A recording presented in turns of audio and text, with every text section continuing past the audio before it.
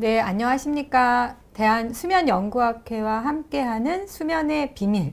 벌써 17회차라고 하시네요. 그래서 오늘 17회차에는 사실 그동안에는 저희가 비정상, 어떤 질환, 병, 이런 거를 조금 더 다루었다면 사실은 오늘은 정상이 무엇일까? 그래서 오늘 말씀드릴 내용은요. 무엇이 정상일까? 정상 수면의 구조 그리고 기능에 대해서 말씀드리겠습니다. 저 소개해드리면요. 저는 대한수면연구학회 총무이사이고요. 현재는 가톨릭 관동대학교 국제성모병원 신경과에서 근무하고 있는 김혜입니다. 오늘 같이 이 방송을 해주시고 정상수면에 대해서 말씀해 주실 배은기 교수님 소개해 드리도록 하겠습니다. 교수님, 네, 소개 부탁드리겠습니다. 네, 안녕하세요. 인하대병원 신경과에서 근무하고 있는 배은기라고 합니다. 네, 오늘 선생님과는 사실은 정상수면에 대해서 말씀을 나눌 예정이고요. 수면의 구조가 이제 무언지 사실은 이 방송을 들으시는 분들이 조금 더 쉽게 이해할 수 있도록 정상수면의 구조 그리고 어쩌면 많이들 예상하고 계시겠지만 수면의 기능이 무엇일까, 순기능이 무엇일까 이런 내용에 대해서 말씀 부탁드리겠습니다. 예, 그럼 시작해 보도록 하겠습니다.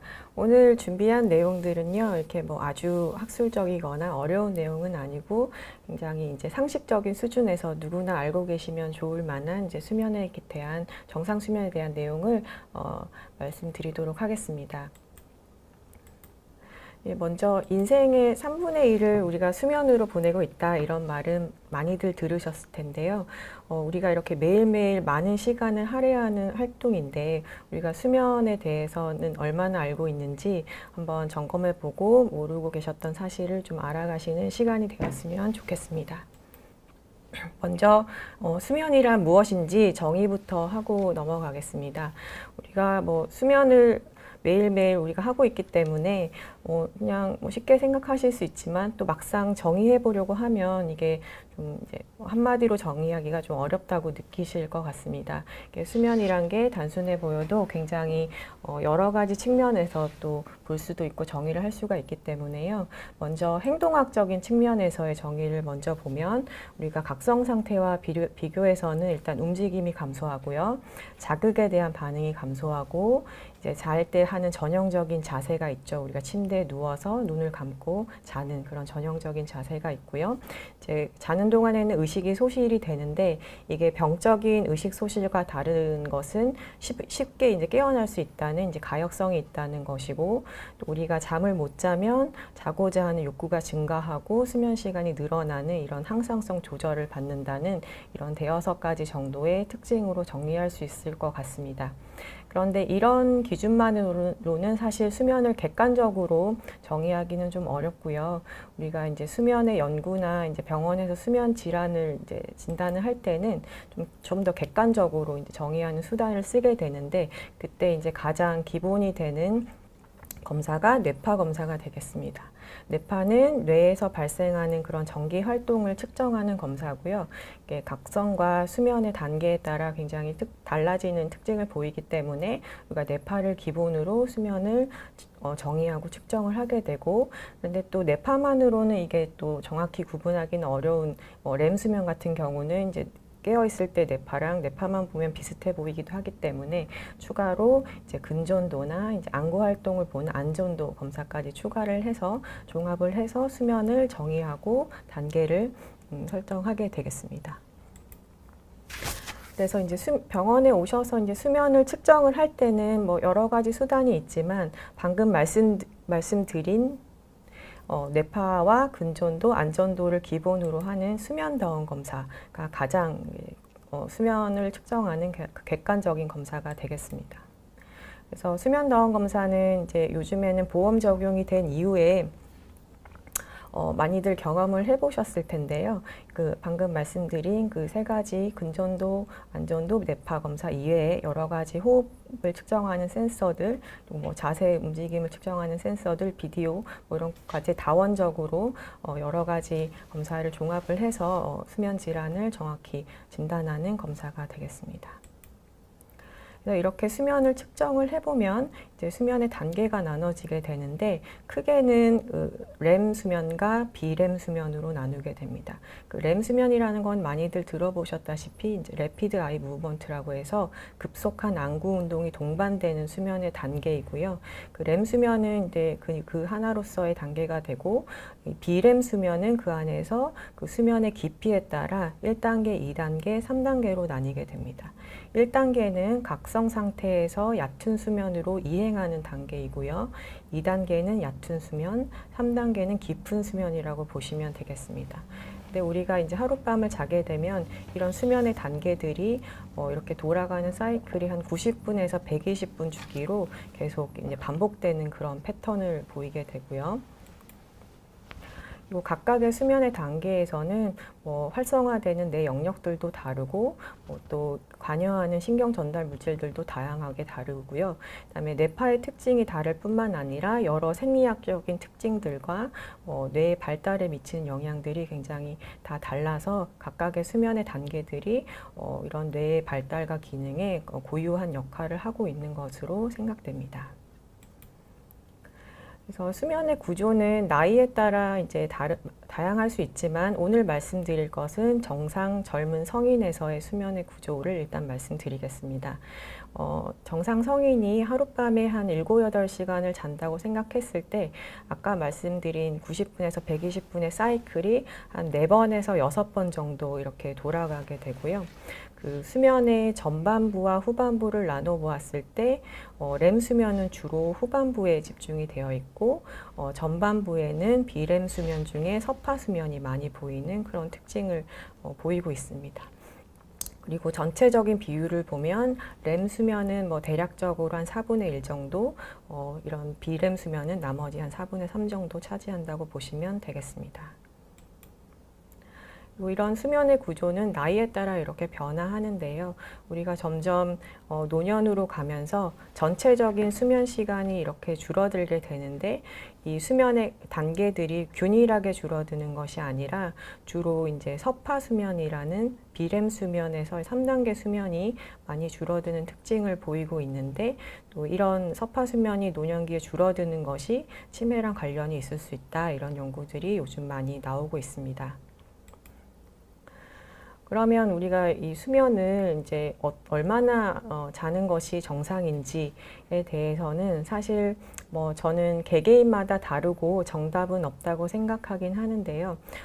제 생각에는 사실 본인이 경험을 해보시고 낮에 피곤하지 않을 정도로 주무시면 된다고 생각하는데 일단 의학적으로 이제 권고드리는 이제 권장하는 수면 시간의 기준은 정상 성인의 경우에는 7시간이라고 보시면 되겠습니다. 7시간 이상을 권고를 하고 있는데 이렇게 권고하는 그 근거는 여태까지 수면 시간과 건강과의 상관관계를 본 여러 연구들을 종합을 해봤을 때 6시간 이하로 주무실 경우에는 적게 주무시면 적게 주무실수록 전체적인 사망률, 뇌졸중, 또 관련 사망률, 당뇨, 관상동맥질환, 골다공증 등의 위험도가 비례해서 증가한다는 것이 알려져 있기 때문입니다.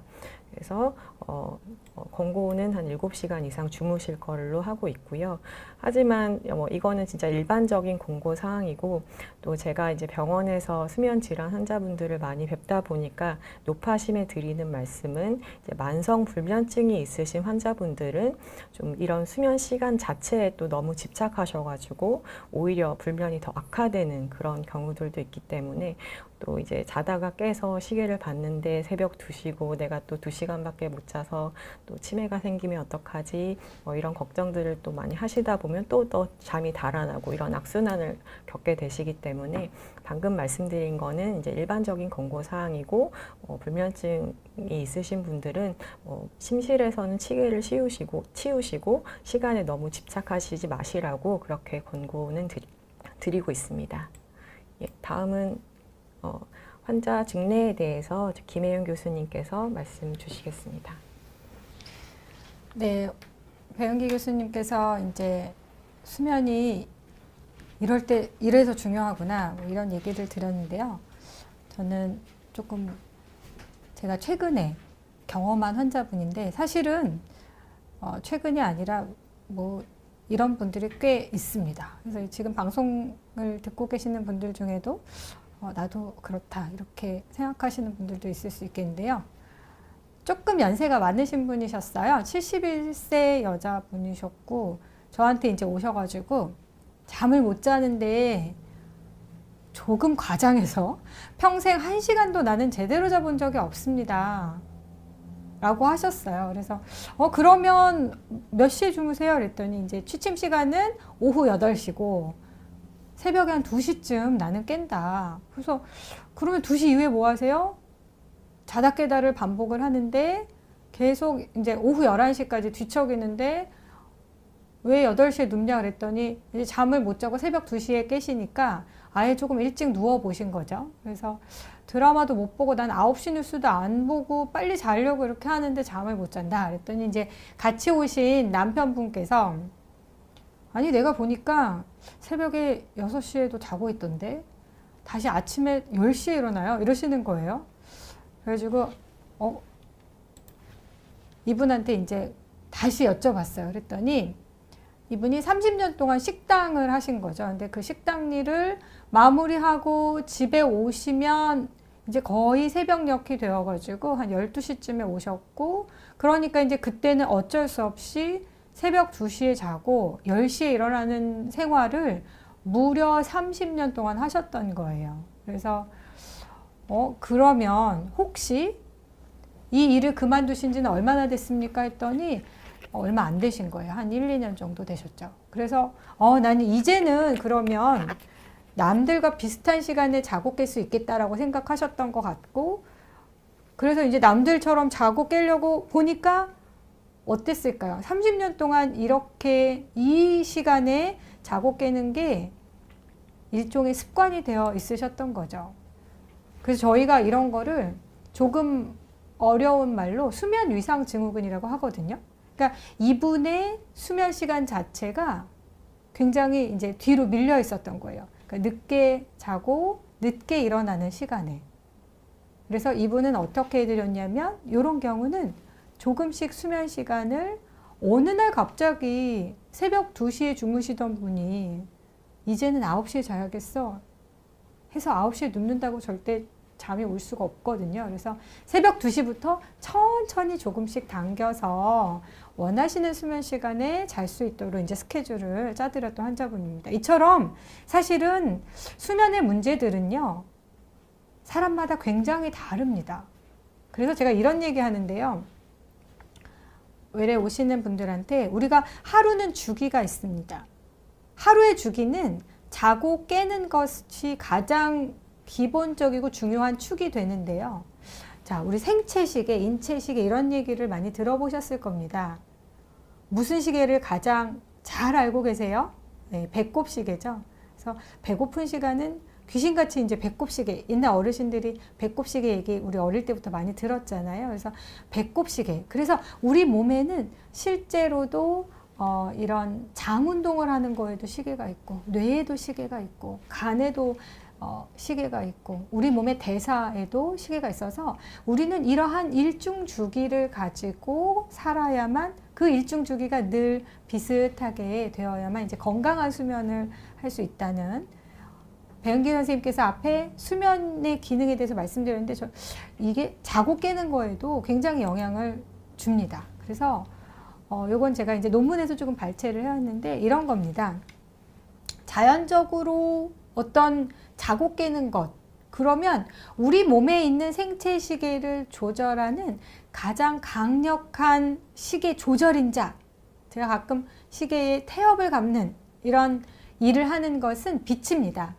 그래서 밝은 빛을 쬐는 것은 무엇보다 중요하고 강력한 수면과 각성의 일중 주기를 조절하는 키거든요. 그리고 또 하나, 배꼽시계 말씀드렸잖아요. 그래서 먹는 것, 무언가 식품을 섭취하는 시간, 그리고 섭취하는 종류, 이런 것들이 중요하고요. 그래서 여기 보시는 것처럼 우리 몸에 시계가 있는데 그게 뇌에도 있고, 이 생체 리듬을 조절하는 게 장에도 있고, 그리고 이런 것들이 어떤 유전자가 이걸 반영하기도 하고요. 그리고 단백질도 있고. 그러면 역으로 이러한 생체 시계가 고장 났을 때, 문제가 생겼을 때 어떤 문제가 생기냐? 가장 먼저 수면 장애가 생기죠. 수면 장애. 그리고 이 먹는 거잖아요. 먹고 배설하고 이런 주기가 문제가 생기면 흔하게 비만. 그래서 최근에는 이러한 일중 주기가 비만이랑 관련이 많이 있다고 하고요. 그리고 당뇨도 역시 어떤 대사와 관련이 있기 때문에 당뇨, 그리고 안타깝게도 우울증도 사실은 이런 일중 주기와 매우 밀접한 관련이 있다고 하고, 정신과적인 조울증, 이런 것들이 생체 리듬이 깨졌을 때 흔하게 생길 수 있는 질환이라고 보시면 되겠습니다. 그러면 우리는 어떻게 이 생체 시계를 잘 유지하고 건강하게 만들 것이냐? 여기 어려운 얘기들이 되게 많은데요.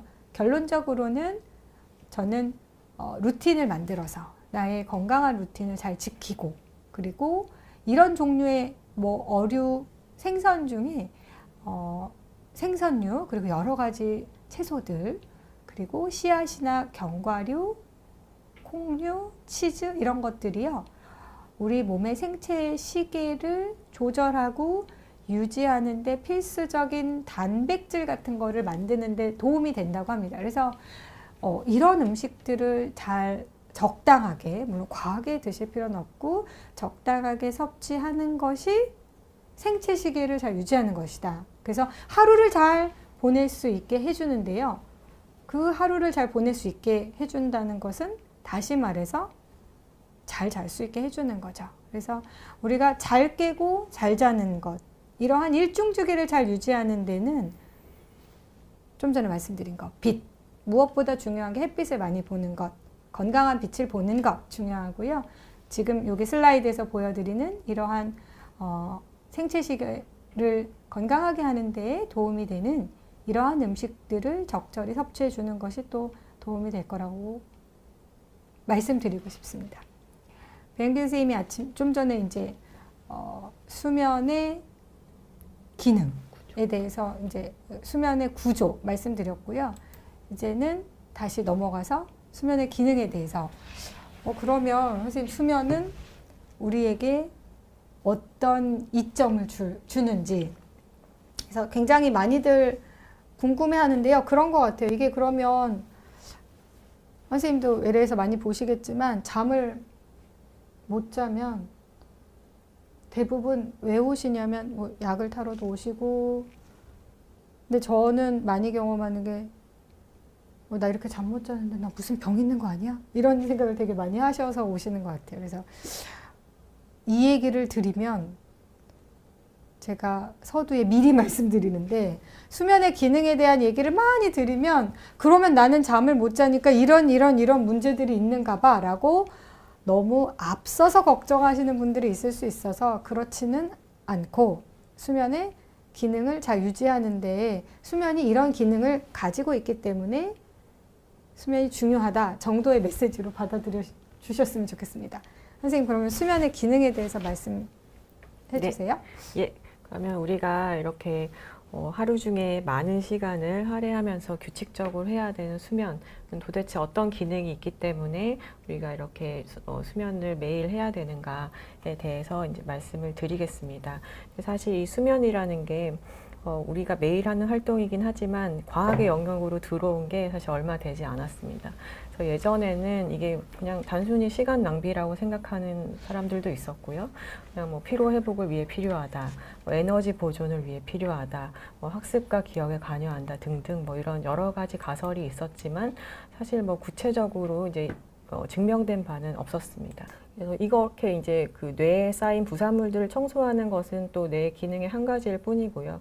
그 외에도 뭐 수면의 기능은 뭐 피로 회복이라든지 뭐 학습과 기억, 기분 조절, 이 코로나 시대 중요한 면역 조절에 이르기까지 굉장히 다양한 기능을 한다는 것이 이미 많이 밝혀져 있기 때문에 수면은 정말 우리의 건강을 유지하는 데 있어서는 물과 공기처럼 이제 필수적이다라는 것이 기본 상식이 되어 있고, 그래서 우리가 물론 다들 바쁘시겠지만 시간이 날 때 자는 게 아니라 잠을 위한 시간은 따로 꼭 확보를 해두시는 게 좋을 것 같습니다. 수면이 중요한 건 오늘 또 장황하게 제가 말씀을 잘 드렸으니까요. 좀 들으시고 좀 수면이 중요하다는 인식을 또 많이 가지시고, 근데 또 그렇다고 해서 내가 몇 시간 자야 된다 이렇게 또 네. 너무 강박적으로 생각하시지 마시고 모두들 오늘 편안한 밤 되시기 바랍니다. 네.